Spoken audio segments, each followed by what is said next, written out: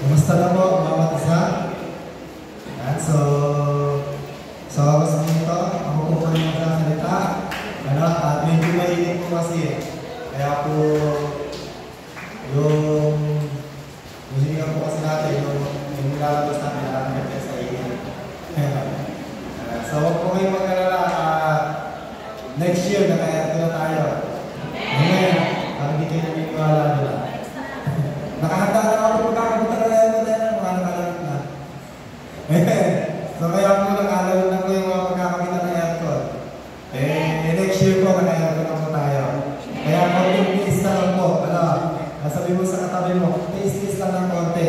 Ayan. Sige po. So samahan niyo po ako gulay sa tanong Diyos sa 1 Samuel chapter 15 verse 17 to 20. 1 Samuel verse 15 to 23, sabi po dito, sinabi ni Samuel, noong una, napakaliit pa ng tingin mo sa iyong sarili. Ngayon, ikaw ang namumuno sa Israel, sapagkat pinili ka ni Yahweh at binuhusan ng langis upang maging hari. Inutusan ka niyang lusubin ang masamang bayan ng Amalek at mahigpit na pinagbili ng iksain ang mga ito. Verse 19, bakit mo sinuway ang utos ni Yahweh? Bakit mo pinag-imbutan ang mga ito? Hindi mo ba alam na ang ginawa mo yung malaking kasalanan ni Yahweh? Sumagot si Saul, sinunod ko si Yahweh, pumunta ko sa pinapuntahan niya sa akin. Binigyan ko si Agag na hari ng Amalek at nilipol ang mga Amalekita. Verse 21, ngunit pinili ng mga tao ang pinakamainam sa mga tupa at baka at hindi namin pinatay kasama ng iba. Sa halip, inuwi namin sa Gilgal upang ihandog kay Yahweh. Sinabi ni Samuel, akala ko ba higit na magugustuhan ni Yahweh ang handog at hain kaysa sa pagsunod sa Kanya? Mas mabuti ang pagsunod kay Yahweh kaysa paghahandog, at ang pakikinig ay higit na hain taba at tupa. Verse 23, ang pagsuway sa Kanya ay kasama ng pangungulab, at ang katigasan ng ulo ay tulad ng pagsamba sa Diyos-Diyosan. Sapagkat itinakwil mo ang salita ni Yahweh, itatakwil ka rin niya bilang hari. Tayo po'y manalangin. Thank you, Lord. Thank you, Jesus. Salamat po, Ama, sa oras na ito. Pinupuri po namin kayo at sinasamba. Salamat po sa iyong dakilang pag-ibig at pagmamahal sa bawat isa. Thank you, Holy Spirit. We acknowledge your presence in this morning. Lord, ang araw na ito ay ginawa mo para sambahin ka, paglingkuran ka, makinig, matuto, Panginoon, sa iyong mga salita. Kaya naman sa oras na ito, dalangin po namin ang pagsama ng iyong banal na Espiritu. Salamat po, ilidyo po yung bawat isa, tulungan niyo po kami. At itago niyo po ang iyong abang lingkod, Panginoon, sa oras na ito. Give us a fresh revelation, fresh anointing, fresh power na nagmumula sa iyo at wala po ibang makita sa lugar nito, kundi ang pangalan mo lamang, wala po ibang mataas, kundi ang pangalan mo lamang, Panginoon. Salamat po, Panginoon. Ikaw lamang ang Diyos na aming sinasamba at pinagpupuri at pinagbibiguan. At kami po ay nakadepende lamang sa pagkilos ng iyong banal na Espiritu. Kaya salamat po. Itago niyo po ang iyong lingkod sa iyong lingkod at ikaw ang kapurihan, Panginoon. Salamat po, Ama, sa katagumpayan ng gawain ito. Sa ito ang lahat ng papuri, pagsamba at pagdakila sa pangalan ni Jesus. Amen. Amen. So, yun po. So, ito po yung, alam mo natin yung story po ni, kung nabasa naman natin yung unang hari po ng Israel. Ano po? Ang unang hari po ng Israel ay si King Saul. Ano po? Siya po yung unang naging hari bago po si King David. Si King Saul po muna yung naging hari. So, istorya po kasi nito, after po ng book ng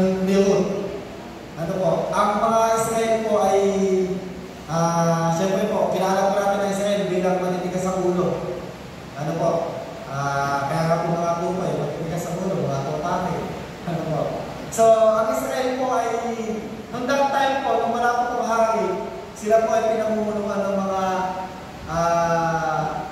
judges o ng mga hukom. Kaya dumating po yung time na nanghingi po sila ng hari. Kasi nanghingi po sila sa ibang bansa, sa Egypto, sa mga Amalekita, sa mga Pilisteo. Meron kasi po silang hari na nangunguna sa kanila. Bagamat sila po ay pinangungunahan ng hari ng mga hari at Diyos ng mga Diyos, ang Panginoon, eh nanghingi po sila ng hari sa Panginoon. So, siyempre, kumbaga napakasakit para sa Diyos na alam mo na meron ng Diyos o hari ng mga hari na nag-lead sa iyo, nanghingi pa rin sila. So ito po yung story na ito. At doon po sa kanilang pagpupili ay pinili po ng Diyos itong si Haring Saul. So, kaya lang po, dumating po yung time na si Saul po ay tinanayot na nanlangis. So, yung story po kasi nito ay si Saul po ay naligaw lang po dun sa Israel. Kasi nawawala po yung tupa ng kanyang tatay, tapos sinahanap po, hanggang siya napunta, nakita po siya sinabi ng Lord kay Samuel, ito, meron na ito, makakad, makisip, yan na yun siya. So, ganun po, yan siya yung story. So, si Samuel po, ay, nung panahon po na yun, ay wala po siyang, kumbaga, siya ay napaka-humble pa. Siya ay masunurin pa sa kanyang magulang. Kaya lang, nung dumating po na siya inanayot ng Lord. Siya po ay naging matagumpay, siya po ay kinilala bilang hari ng mga Israelita. Dumating po yung time na siya po ay naging malalo. Amen.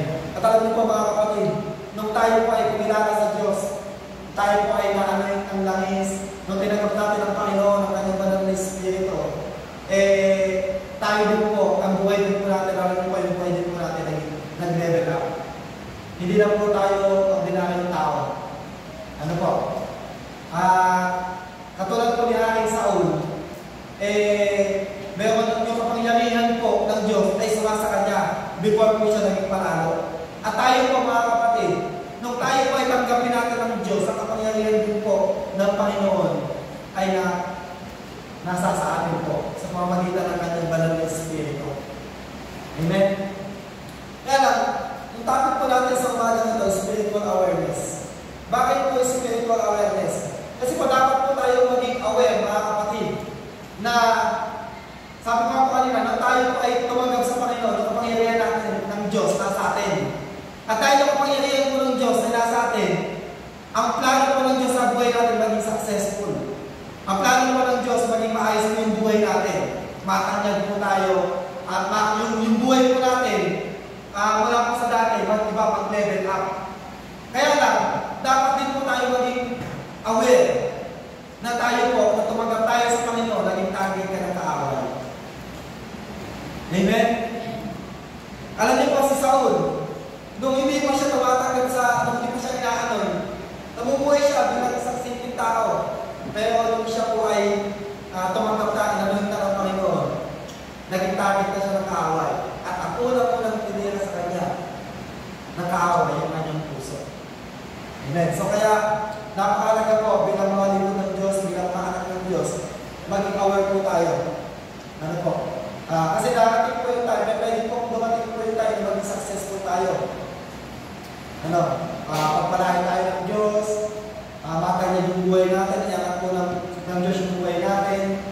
Pero dapat po na maging aware po tayo. Kasi tulad po ni Saul, pag po tayo naging aware, pwede din po tayong bumagsak. At alam niyo, marami na po tao na gano'n. Nung pinagpala ng Diyos, nung naangat ang buhay, bumagsak, bumalik sa dati. Naging palalo, naging mayabang. So kaya po yung binasa po natin kanina, di ba sabi ko sa verse 17, sinabi ni Samuel, nung una, napakaliit pa ng tingin sa iyong sarili. Amen. Nung siya ay pastor pa lang, nung siya ay pastor pa lang ng tupa ng kanyang tatay, nung siya po ay nag-aalaga pa lang, napakahambol pa niya. Kaya lang, nung po siya ay naging hari na, natanyag na yung kanyang pangalan, ay naging pangalan. Amen? So kaya ang topic ko lang ngayon is spiritual awareness. So saan po ba tayo dapat maging aware? Ano po? Number 1 na dapat po tayo maging aware na. Bibilisan ko lang po, medyo po eh. Number 1, kailangan maging aware po tayo sa pride. Amen? Sabi ko po kanina, kapag ka may tinawag ng Diyos, tinanong ka ng Panginoon, tinanggap mo ang Panginoon, i-level up ng Diyos yung buhay mo. Kasi hindi hayaan ng Diyos yung buhay natin manatili sa mababa. Sabi nga ni Bishop Ariel, hindi naman kasalanan ng magulang natin na tayo ay pinanganak na mahirap. Amen? Pero, kasalanan mo kapag ikaw namalay ka pa rin ng hirap. Amen? Kasi nung tinanggap natin ang Panginoon, nilevel up ng Diyos yung buhay natin. Binigyan tayo ng mga magagandang opportunity, mga bagong oportunidad, at bukas po ng maraming pintuan ng Diyos sa buhay natin. Ano po? Nasa sa atin na lang po kung paano natin gagawin. Ano po? At kapag tayo dumating sa point na nilevel up na ng Diyos yung buhay natin, mag-ikawin po tayo, lagi natin tingnan po yung ating mga puso. Ano po? Ang pride po, sabi po doon, meron po isang picture dyan. Yung pride po kasi, lagi po yan nakatingin sa sarili. Ano po? Lagi po yan nakatingin sa sarili. Pagka po kasi yung pride, parang gusto mo, ikaw yung lagi natataas, ikaw yung lagi natatanya. Yan po kasi ang pride eh. Ano po? Yung bang, ang gusto mo lagi ay ikaw yung bida. Ano po? Kaya sabi niya sa verse 17, sinabi niya sa akin nung una, napakalit pa ng tingin mo sa iyong sarili. Ngayon ikaw na namumulong sa Israel, sapagkat pinili ka ni Yahweh at binuhusan ng langis upang maging hari. So tingnan natin bakit ba nagkaroon ng right si Hari Saul. Sabi ko sa chapter 11, verse 12. Pagkatapos nito, tinanong ng mga tao kay Samuel, nasaan ang mga nagsasabing hindi si Saul ang dapat namin maging hari? Maghari sa amin. Dalhin niyo siya rito at papatay namin. Ano po? Ito ang problema. Nung siya'y natanyag na, nung siya'y kinikilala ng mga tao bilang hari, nabago na ang kanyang puso. Kasi yung tao, tiwala na sa kanyang mga tao eh. Diba?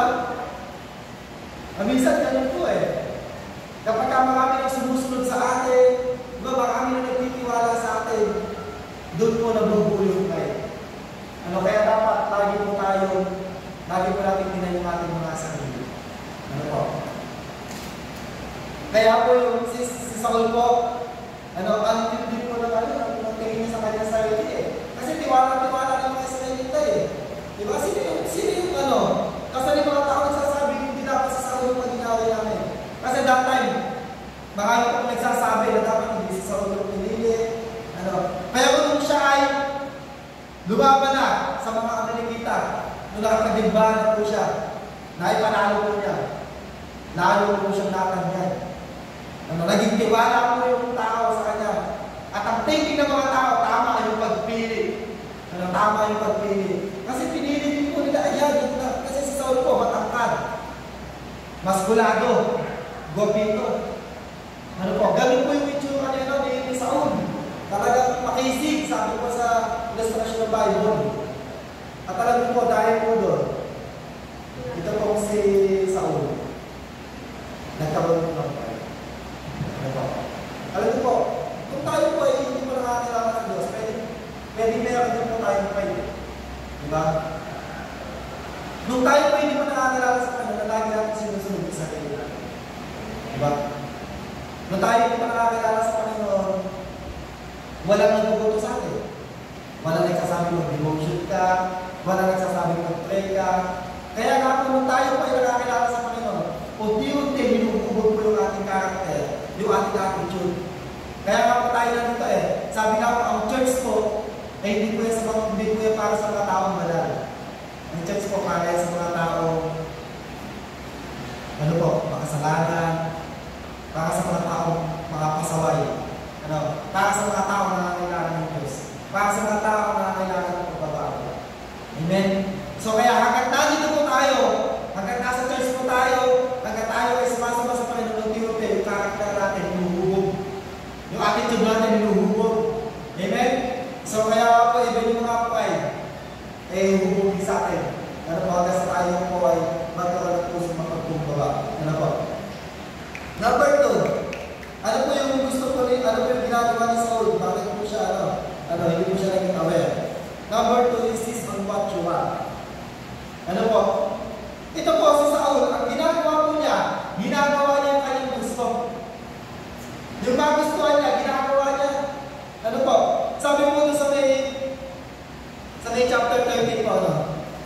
verse 8 to 11. Sabi po dyan,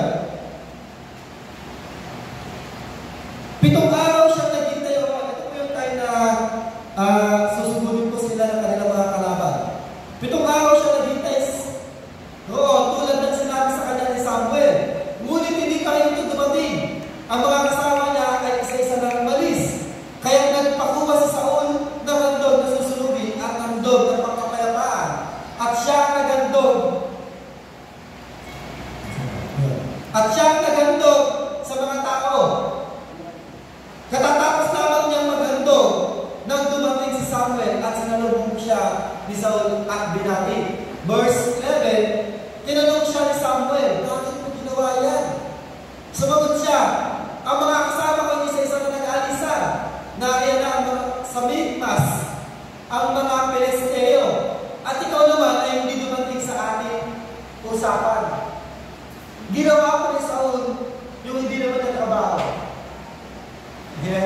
Kaya nagkaroon siya ng malaking kasalanan. Kasi ginawa niya yung hindi mo pinagagawa sa kanya. At sometimes, ganun po ang mga tao. Ginagawa lang natin kung ano yung gusto natin. Na hindi natin nakikita, ito ba'y kalooban ng Diyos? Yung ginagawa ba natin ito ay kalooban ba ng Panginoon? Ito ba'y pinagagawa sa akin ng Diyos? Alam niyo po si Saul, hindi niya trabaho magandog. Ang trabaho niya pamunuan sa laban, ang mga Israelita. Yung trabaho ng pag-aantog, trabaho ng Levites yun, trabaho ni Samuel yun. Amen? At sometimes pag ganun po tayo, kung ano lang yung gusto natin, basta ipipilit natin. Kahit alam natin mali, ipipilit natin. Amen? Kahit alam mo na, hindi naman yun yung pinagagawa sa inyo ng Diyos, ipipilit pa rin. Amen? So ganun po, ito po yung nangyari kay Samuel, kung bakit po siya po ay bumagsak. Nasabi po ito sa may chapter 12 verse 12. Ito din po yung pinilit ng mga Israelita. Nasabi doon, ipinagpipilitan din yung basta gusto namin ng isang ari. Hindi kasi po kasi naman ulit nila. Ang mamumuno sa amin, bagamat alam ninyong si Yahweh ang inyong Diyos, ang inyong hari. So yung mga Israelita, pinipilit nila yung kanilang gusto. Bagamat meron silang hari, ang Diyos, pinipilit pa rin nila yung gusto nila. Alam niyo po, mga kapatid, tayo nakakilala sa Panginoon. Kung talagang totoo, tayo sumusunod sa Panginoon, hindi na yung gusto mo yung dapat masunod, kundi yung gusto na ng Diyos. Amen? Dahil kapag yung gusto mo pa rin yung dapat masunod, pwede tayo makahama. Kasi mas alam ng Diyos kung ano mas makakabuti sa atin. Amen ba? Kaya kung meron tayong dapat gawin, o hindi yung gusto ng Diyos, hindi yung gusto natin. Amen? Yung mga Israelita, kung bakit sila lagi napapahama, kung bakit sila nasusubo sa labanan ng Diyos hanggang ngayon, pinipilit pa rin nila yung gusto nila. Hanggang ngayon po hanggang ngayon ang mga Israelita, pinipilit pa rin nila ng Mesayas hindi pa dumarating. Pero ang Mesayas, dumating na ang Panginoong Jesus. Pinipilit pa rin nila na papaniwala pa rin nila na ang Mesayas darating sa trono, sa lahi ni David. Pero hindi nila alam na ang Panginoong Jesus dumating na. Kaya hanggang ngayon, ang mga Israelita, naghihintay pa rin ng Mesayas. Kaya tingnan niyo po, ang Israel po hanggang ngayon, ginegera pa rin. Lahat na nakapaligid na bansa sa kanila, wala pong hinto. Taon-taon po yun. Taon-taon po yun. Ganun po ang nangyayari. At alam niyo po, ganun din po sa buhay natin, mga kapatid. Kapag patuloy natin pinipilit yung sarili natin, yung gusto natin, patuloy tayo makakatingin ng kaaway. Patuloy tayo susubukin ng kaaway. Pero kapag hinayaan natin ang yung Diyos yung masagot sa atin, yung kagalawaban po ng Panginoon, ang Diyos po ang bahala sa laban natin. Amen? Kaya mga kapatid, bawa sa pagdating natin ng mundo, huwag yung sarili natin ang sundin. Kasi kapag yung sarili natin, diba? May trabaho, may gagawin ako. Kapag yung sarili ko yung nasusunod, ganun po yung mangyayari. Pero kapag tinignan mo, hindi, kapatid, kailangan kumatin ako, kailangan sumamba ako kasi ito yung kalooban ng Diyos. Kasi ito yung gusto ng Diyos. Kasi sabi ng salita ng Diyos, unahin siya. Ano, huwag kalilimutan yung pagdala sa gawain ng Diyos. Ano, pero pag yung sarili natin, kasi tayo po, bumili po tayo eh. Minsan ganun, di ba? Tayo po, ang tao, meron pong sariling desisyon, may sariling gusto. Kaya ang tao po yung hindi. Minsan pagka gusto mo, atin ka, pag ayaw mo, hindi. Diba, ganun po tayo, pero kung pag ang Diyos ay nasusunod sa atin, yung pagiging hindi natin, nawawala na yun. Amen? Kasi yung Diyos ay nasusunod eh. Dapat, kung Diyos ay susunod, ang ginagawa natin, kalooban ng Diyos. Diba? Yung pagkagising mo sa umaga, diba? Sino nasusunod? Ikaw o ang Diyos? Nagpe-pray ka ba? Hindi mo din yung pagkagising mo sa umaga, nagpe-pray ka. Amen? Yung pagkagising mo sa umaga, bago mo matrabaho, nagbabasa ng salita ng Diyos. Amen? Amen? So, kaya dapat, hindi po tayo maging katulad ni Saul. Kasi si Saul, kung ano na yung gusto niya, ano yung ginagawa niya? Pero tayo po, kung ano yung gusto ng Diyos yung ginagawa natin. Amen? Number 3, mabilis na po. Disobedience. Dahil po, si Saul po, nagkaroon ng pride. Dahil po sinusunod niya yung kanyang sarili, natutunan mo siya sumuhay sa Diyos. Verse 19. Bakit po sinuhay si Yahweh? Ang utos ni Yahweh. Bakit mo pinagbubutan ng mga ito? Hindi mo ba alam na ginagawa mo yung malaking kasalanan kay Yahweh? Next verse po. Sinabi ni Samuel, akala mo ba'y higit na magugustuhan ni Yahweh ang handog at kain kaysa ang pagsunod sa Kanya? Mas mabuti ang pagsunod kay Yahweh kaysa paghahandog. At ang pakinig niya, higit na haing taba at tupa. Verse 29. Ang pagsuway sa Kanya ay kasama ng pagkukulang. At ang katigasan ng ulo ay tulad ng pagsamba sa Diyos-Diyosan. Hindi po, ano?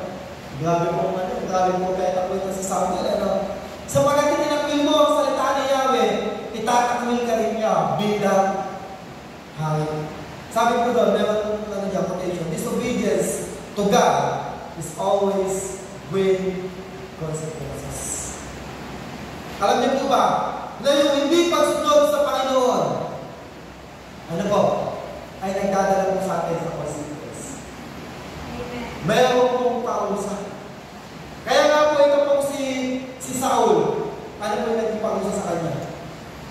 Dahil po sa kanya hindi pagsunod, number 1 po naging pausa niya, umalis ang Espiritu ng Diyos sa atin. Alam niyo po mga kapatid, kapag ang Espiritu ng Diyos umalis sa atin, wala na tayong magagawa. Hindi na po natin kaya sumunod sa kalooban ng Diyos. Kaya po si Saul, nung umalis na po yung Espiritu ng Diyos sa kanya, hindi na siya nakasunod sa Panginoon. Kaya mga kapatid, kapag tayo patuloy na sumusuway sa Diyos, pwede pong umalis ang Espiritu ng Diyos na ginagawa natin sa atin. Ano po? At dahil po, nawala na po yung Espiritu ng Diyos kay Saul, ano po nangyari? Espiritu ng Satanas para sa atin. Nagkaroon siya ng inggit. Nagkaroon siya ng pride. Di ba? Nakulo na siya ng maging. Gusto na niyang pumatay. Di ba? Si David gusto na niyang patayin eh. Di ba? Tapos nagkaroon na siya ng inggit. Yung masamang espiritu na inapunta sa kanya. Alam niyo po mga kapatid, kapag kapatuloy tayo sa musuway sa Panginoon, kapag tayo sa musuway sa Diyos, pwede tayo magkaroon ng inggit. Pwede ka magkaroon ng pride. Di ba? Kung ano-ano yung espiritu yung makapunta sa atin, espiritu ng samaan ng loob, espiritu ng galit, ano po, yan po yung makapunta sa atin kapag tayo po hindi sumunod sa Diyos. Amen? So kaya always check your heart. Amen? Kaya po, be aware. Maging aware po tayo ng mga kapatid. Kasi sabi doon, disobedience to God is always bring consequence. Kapag tayo ay sumusuway sa Diyos, ito po yung magdadala sa atin sa parusa. Amen? Sabi doon, yung katigasan daw puno-puno, ang pagsuway sa kanya ay isisama ng pagkukulang. Alam niyo po, meron pong dalawang bagay na pinaka-ayaw-ayaw ng Diyos sa kanyang mga anak. Diba? Unang-una po, na ayaw na kanyang kagagalitan ng Panginoon, yung pagkukulang. Ano po, ito po ay inutos ng Panginoon sa Exodus. Sinabi niya, huwag kayo nalang sa mga pagkukulang, sa mga mahuhula, sa mga albularyo. Ito po yung unang-unang sinabi ng Panginoon. At pangalawa, yung pagsamba sa Diyos-Diyosan. At alam niyo po ba, kapag pala tayo ay sumusunod sa Panginoon, ang katubas pa pala nito ay pagkukulang. Sabi doon, ang pagsubay sa Kanya ay kasi sama ng pagkukulang. Ito po yung dalawang kasalanan na pinakamatindi sa Diyos. Pagkukulang at pagsamba sa Diyos-Diyosan. At sabi doon, katigasan ng ulo. Amen? Kaya nga po, sabi po sa Micah chapter 2, verse 24 para 25, ang katigasan ng ulo, papatay sa tao ng man. Ang sabi doon, ang katigasan ng ulo ay tulad ng pagsamba sa Diyos-Diyosan. Sapagkat itinakwil mo ang salita ni Yahweh, tatakwil ka rin niya bilang hari. Kaya mga kapatid, kapag pala tayo ay nag-disobey sa utos ng Diyos, ang sabi doon, napakatindi po ng tingin ng Diyos. Pero salamat po sa biyaya ng Panginoon. Dahil mayaman po yung biyaya ng Diyos kasi hindi po niya hinahayaan. Sometimes kahit tayo po sumusuway sa Panginoon, magtutusin na dami po natin pagsuway sa Panginoon. Pero salamat sa biyaya ng Diyos kasi mayaman po yung biyaya niya. Kaya po lahat po tayo ito, binibigyan pa rin tayo ng pagkakataon ng Diyos na manumbalik po sa Kanya. Amen? Pero kung natin kayaan na dumating po yung time na kinakausap pa tayo ng Diyos, pinipili pa tayo ng Panginoon, tapos dumating po yung time na wala nang pagkakataon. Amen? Kaya, mga kapatid na makalaga na tayo po isunod sa Panginoon.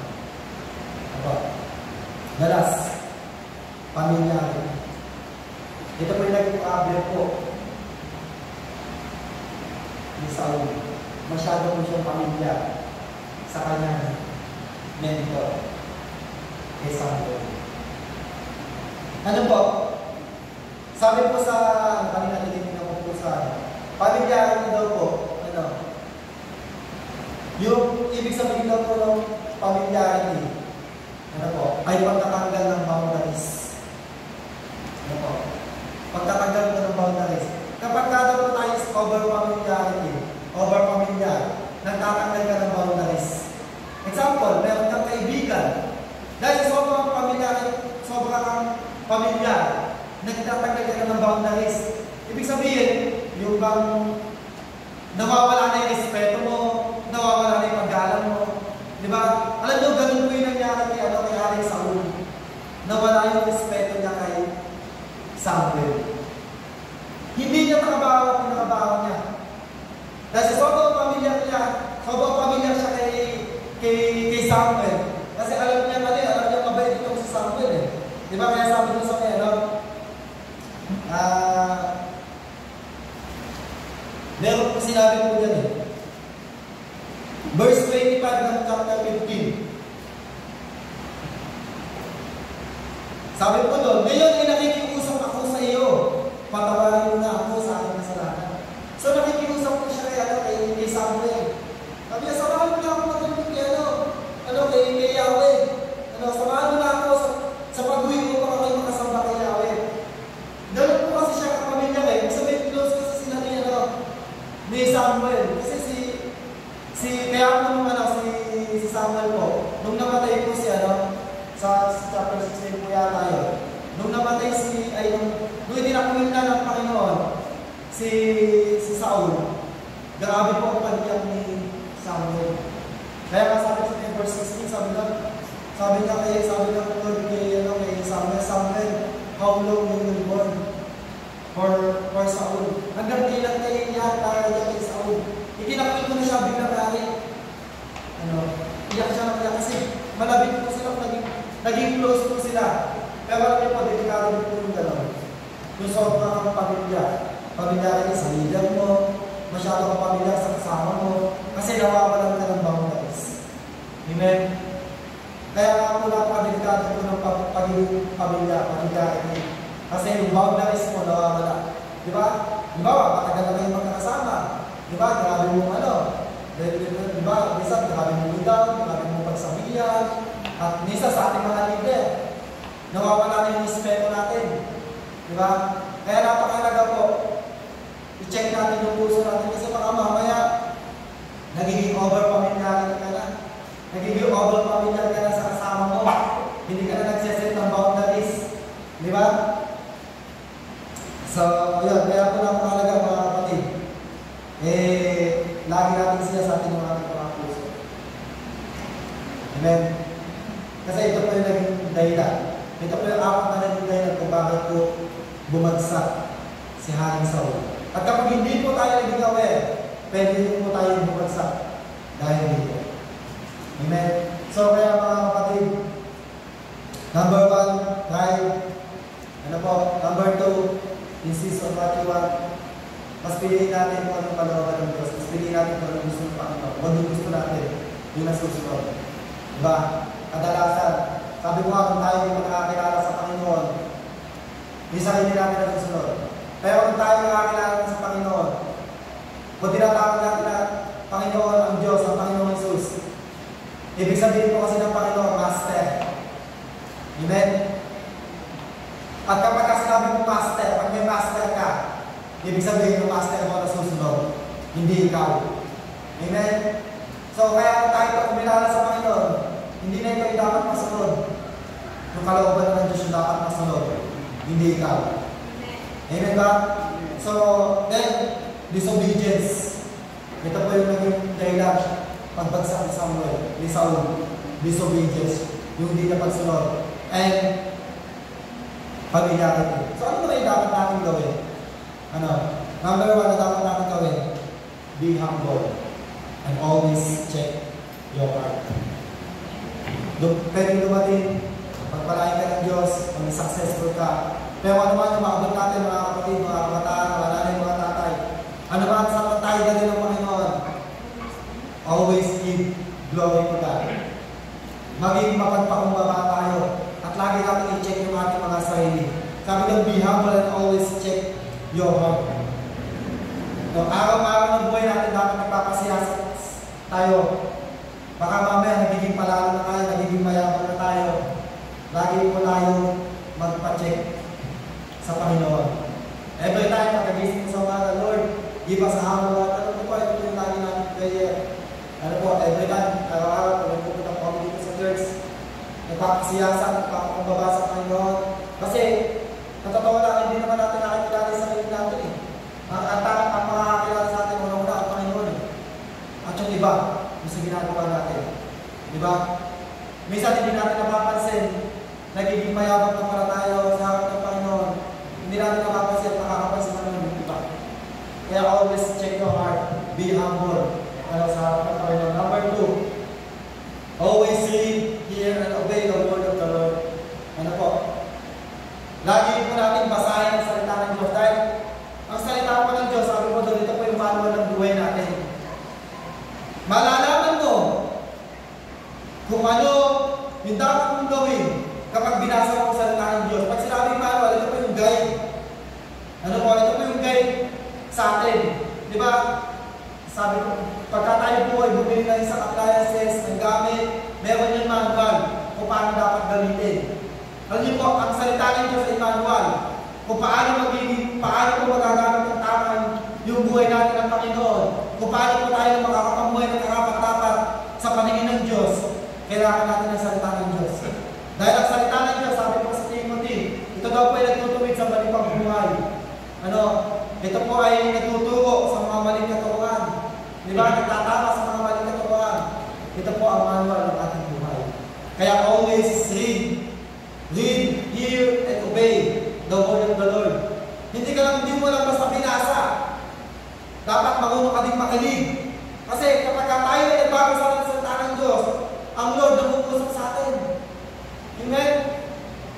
And then, the very important is obey.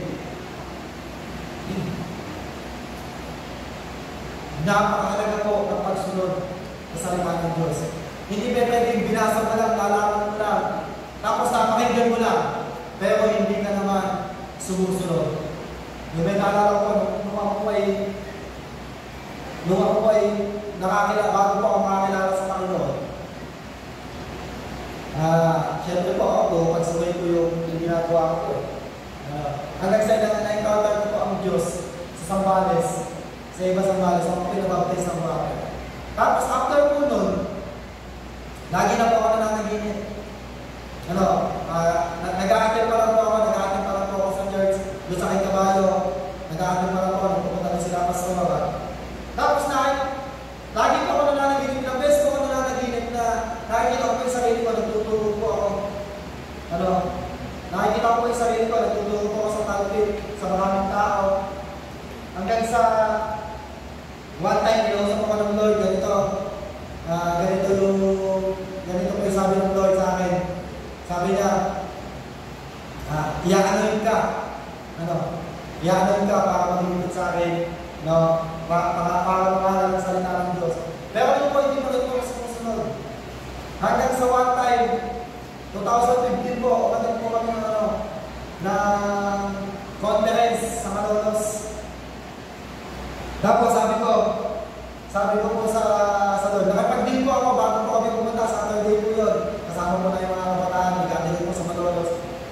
2015. Sabi ko sa Lord, Lord, kung talaga kami tinawag mo, mangungusap ko kayo sa speaker, hindi ko alam kung sino yung speaker po noon that time. At ang naging speaker po na si Pastor Reggie. Ganito po ang sasabihin. Ganito po ang sasabihin po ng speaker. Meron dito. Nakipag-deal po ako sa Lord. Meron dito. Kinakausap siya ng Lord para maglingkod sa Kanya. Tatawagin ka bilang isang pastor. Sabi po nung, yun po yung sabi ko. Yun po yung sinabi ko sa Lord. Ganito ang sasabihin ng speaker. Kinakausap ka ng Lord. Tatawagin ka bilang isang pastor at i-anoint ka, lumapit ka dito. Lahat nung sinabi ko na yun, bago po kami nagpunta, kainin ko yun ng gabi. Nung sinabi ko, nakipag-deal ako sa Lord, nakipag-usap ako. Alam niyo po, pagkatapos na magturo po nung pastor na sa Pastor Reggie, bigla po siya nagsalita. Kung ano po yung sinabi ko sa Lord, na pinag-deal ko po sa Lord. Sabi dito, mayroon ko na ako sa dito, ang Lord. Magiging pastor ka, lumapit ka dito, tumawag. Ganun po, ano po yung sinabi ko sa Panginoon. Yun na yun po, walang labis, walang kulang. Yun po yung sinabi nung pastor ko na yun. Umiyak po ako sa Lord, pumunta po ako sa harap, lumod po ako sa Panginoon. Pero yun po, hindi po rin po ako sa nagtrabaho pa rin po ako. Hanggang sa one time, kinausap na po ako ng Lord. Habang nasa bangka, malinaw na narinig ko po, mag-resign ka sa trabaho mo, hindi yan ang pinagagawa ko sa'yo. Kaya nag-resign na po ako sa Lord. Pero hindi pa rin po ako agad sa Lord doon. Nangingi pa rin po ako ng sign. Nangingi pa rin po ako ng sign sa Panginoon. Kaya po, nung yung sign po na yun, nabinigay po sa akin ang yung sign na yun. Sumunod na po ako. Kasi disobedience, sabi doon, is always the consequence. Alam niyo po, ng mga panahon na tinatawag ko ako ng hindi po ako sumusunod. Sunod-sunod po yung nangyayari, problema sa pamilya namin. Hanggang meron po akong kotse po noon. Meron po akong sasakyan noon, unang taon na ako namin kotse. Nagkasakit po yung pamangkin ko. Meron po akong pamangkin, anak ni Dicos. Tapos nagtatrabaho po ako. Tapos tumatawag sa akin kapatid ko. May sakit po yung kapatid ko, may hika po siya. May butas po yung kanyang baga. Meron pong 2 butas yung kanyang baga. Ngayon, dahil hindi po siya nakapagtatrabaho, nagkasakit po yung pamangkin ko, yung anak niya. Tapos tawag sa akin, Emilia. Sabi na, Tol, hindi ko na kaya. Alam mo, may sakit ako. Tapos ang hindi po na pinagdadaanan po niya. May sakit ako, pabalik-balik po siya sa lang center. Tapos ganito pa nangyari. Hindi pa po siya nakakilala sa Lord noon. Sinishare pa lang mo namin. Ganito po nangyari. Yung pamangkin ko, si Christian, Meron po akong kinano, na-accident po. Nalaglag po siya sa may nalaglag lang po siya sa bakuan. Tapos, hindi po niya tinda. Nung pala, nagtawag po siya na magkakapo yung niya, yung buto niya dito. Tapos, nung dinala po namin sa orthopedic, sa Philippine Orthopedic, sa Quezon City, nagkaroon po ng nahalay yung kanyang buto dito. Hanggang hindi na po siya makalakad. Tapos, sabi niyo, kapatid ko, tumawag po siya ng iyak. Hindi ko na alam kung ano bahala. Hindi ko din alam kung hanggang kailan ako nakakad. Kasi may sakit ko eh. May butas ko ng baga. Sabi ko, huwag ka mag-alala. Kasi that time po, isang buwan po siyang hindi nakapagtatrabaho. Hindi po niya alam kasi siya kukuha ng pag-gastos ko sa ospital. Alam niyo po, ginawa ko po noon. Binenta ko yung kotse. Sabi ko, sige, huwag ka mag-alala. Benta ko yung sasakyan. Nakabulat natin. Binenta ko yung sasakyan. Yung panahon ko na yun. At nakita ko po, dahil sa aking pagsuway, dahil hindi pa po ako sumusunod sa panahon. Sunod-sunod po na nangyari. After po nun, ano po, nabenta ko yung kotse ko po nun. Nawala po ako ng sasakyan. Alam mo po sa ride, hindi siya nag-practice mo tayo. Binenta ko po. Hindi pa rin po ako sumunod sa Lord. Ano po, ang nangyari po ay yung kapatid ko po na yun, nakakumpay naman po. Nakakumpay naman po sa ospital. Isang buwan po ako nagbabatay. Isang buwan po nagbabatay po ako nasa lung center. Buti nga po noon, nung panahon ko na hindi pa po uso COVID. Nag-uusap po COVID na po yan. Makapatay na. Pero sa biyaya ng Lord yan, nag-ilit po sa Diyos yung kapatid ko. Amen. Dahil sa manun po ako sa Lord, alam niyo po, nakita ko po yung pagpapala niyo sa akin ang biyaya po ng Panginoon. Kaya mga kapatid, kung hindi natin magsunod sa Diyos, ito po yung dudulot po ang consequence. Kaya maraming sa umaga po ito, kung tayo po pinakausap ng Diyos, bakit may pinagagawa sa iyong Panginoon? Pero yung puso mo, pinapatigas mo kasi may pakinig ka. Kasi gusto mo pa rin yung sinunod sa kayo mo. Sa oras na this time po, baka kinakausap tayo ng Panginoon. Ito po yung time para manumbalik mo tayo sa Panginoon. Then the last, number 3, na kailangan natin gawin. Have a kingdom mindset. Kailangan magkaroon po tayo ng kingdom mindset. Pagka sinabi po kingdom mindset, ibig sabihin, ang ginagawa po natin yung mga kalooban ng hari. Amen? Ibig sabihin, ang ginagawa po natin yung mga bagay ng mga langit, hindi yung mga bagay ng mga mundo. Kapag sinabi po kingdom mindset, kahit ayaw mo, dahil nagagawa sa inyong Diyos, gagawin mo. Kahit ayaw mo mag-share, dahil ayaw mo pero dahil nagagawa sa inyong Diyos, gagawin mo. Yun po yung kingdom mindset. Di ba? Kahit ayaw mo magbigay, magbibigay ka, pero dahil yun yung pinagagawa sa inyong Diyos. Amen? Kahit ayaw mo, gagawin mo. Kasi meron ka kingdom mindset. Kahit nahihirapan ka, susunod ka pa rin. Dahil meron ka kingdom mindset. Dahil yun yung pinagagawa sa iyo ng Panginoon. Amen? Yung bagay na po. Be humble, always in your heart, live, hear, and obey the word of the Lord, and have a kingdom mindset. Tayo ito ngayon. Let us worship God. So, oras po nito, habang po tayo nag-worship sa Lord, napasiyasat po tayo ng gusto natin. Maraming meron tayo mga pagsuway. Ito po yung time, mga kapatid. This is the time po, Panginoon, para mag-humble daw sa Panginoon. Ano po? Sabi nga po ng salita ng Diyos, kapag narinig daw po natin yung tinig ng Panginoon, yung ating puso huwag natin patigasin. Amen. Amen? Kasi kapag pinatigas po natin, pwede po ito mag-cause ng consequence. So kaya po sa oras na ito, kung bakit po tayo narito, mag-humble daw po tayo sa Panginoon, kung meron tayo mga kasalanan, kung meron po tayo mga nagawapagsuway sa Panginoon, is tayo po para sumunod tayo sa Panginoon. Is tayo po para tayo ay magpakumbaba po sa Panginoon. Ano po? So let us worship God, and after po nito tayo po mag-pray. Ano, mag-pray po tayo sa ano natin, kakapwede po natin ang Diyos. Hallelujah, thank you Lord, thank you Jesus.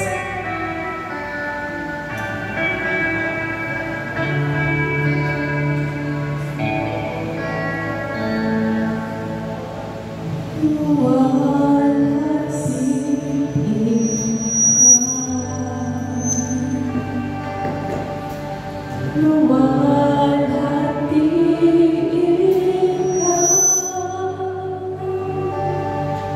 ng buong puso at isipan,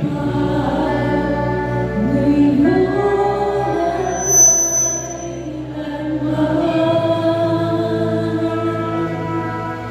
Luwalhatiin ka, luwalhatiin ka ng buong puso at isipan, ngayon at kailanman. Ikaw ang buhay ko, ikaw ang nais ko, ang pag-ibig mo'y walang katulad. Jesus, purihin ka sa aking buhay. Itataas kita sa lahat ng sandali.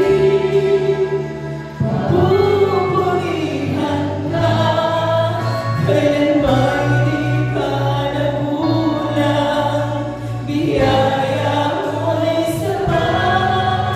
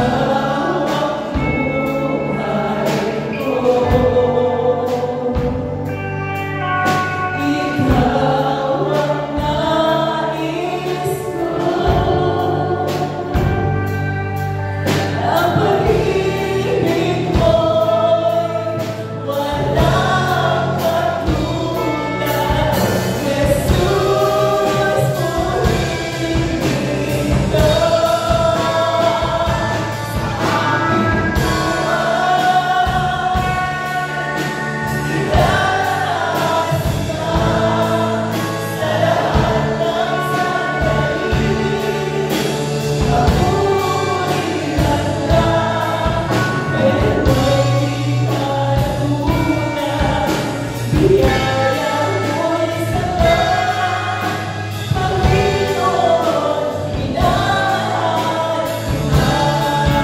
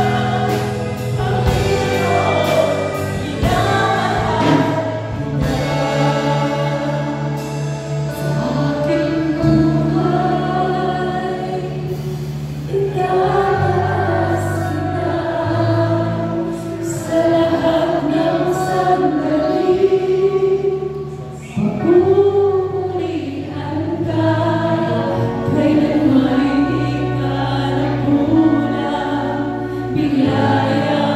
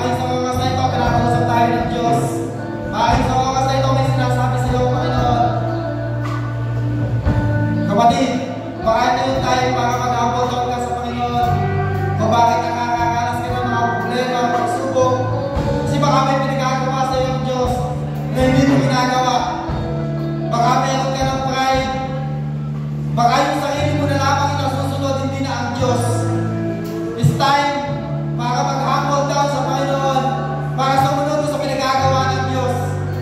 Hallelujah! Lord, nakikita niyo po yung puso ng bawat isa, Panginoon. Sabi mo nga sa iyong mga salita, kung kailan namin mapakinggan ang mga salita mo, yung aming puso ay huwag namin patitigasin, Panginoon. Pagkas pati mo kami sumunod sa pinagagawa mo, Panginoon. Dahil alam po namin, Panginoon, ang pagsuway sa iyo, Panginoon, ay kasinsama, Panginoon, ng pagkukulang. Yung katigasan ng ulo ay kasinsama ng pagsamba sa Diyos-Diyosan, Panginoon. Lord, sa oras na ito, nagpapakumbaba po kami, Panginoon. Patawarin po ang iglesia ito. Patawarin po ang bawat isa. Patawarin po kami, Panginoon, sa aming mga pagsuway sa iyo, Panginoon. Kung meron po kami pinagagawa, yung mga leader namin, may pinagagawa sa amin, inuutosan kami na mag-share, inuutosan kami na magpanalo ng kaluluwa, pero hindi namin ginagawa, Panginoon. Lord, patawarin po kami, Panginoon. Sa oras na ito, Lord, alisin niyo po sa amin yung puso masuwayin, Panginoon. Bigyan niyo po kami ng puso masunurin, Panginoon. Gawin po namin kung ano yung kalooban mo. Gawin po namin kung ano yung pinagagawa mo sa amin, Panginoon. Huwag po kami matigas sa aming ulo, Panginoon. Lord, ayaw po namin katulad kay Haring Saul na napahamak na bumagsak dahil sa kanyang pagsuway, Panginoon. Lord, naniniwala po kami na mayaman ang biyaya mo, Panginoon. Meron pang pagkakataon para kami sumunod sa iyo, Panginoon. Kaya salamat po, Panginoon, sa oras na ito. Pagpalain mo po, bawat isa, Panginoon. Ano bang bagay na pinagagawa niyo po sa amin at siya namin gawin? Hindi po yung gusto namin, hindi yung gusto mo, Panginoon. Dahil tinatawag ka namin Diyos, Panginoon, dapat ikaw yung masunod sa aming mga buhay, Panginoon. Kaya salamat po sa oras na ito, Panginoon. Halisin niyo po sa amin yung puso masuway, Panginoon. Pagharihan niyo po kami, Panginoon. Pagharihan niyo po ang iglesia ito, Panginoon. Salamat po, Ama. Pagpalain niyo po yung bawat isa. Sa buong linggo ito, Panginoon, samahan niyo po kami. Nawa sa buong linggo ito. At simula sa araw na ito, Panginoon, matulog po kami sumunod sa lahat ng pinagagawa niyo po sa amin, Panginoon. Samahan niyo po kami, Panginoon, sapagkat hanggang sumusunod kami sa iyo, Panginoon, yung pagsama ng Banal na Espiritu ay nasa amin, Panginoon. Lord, salamat po. Pagpalain niyo po yung bawat isa sa buong linggo ito, sa lahat ng aming gagawin. Samahan mo kami sa aming mga trabaho at hanap buhay, Panginoon. Pagpalain niyo po lahat ng gawa ng aming kamay, Panginoon.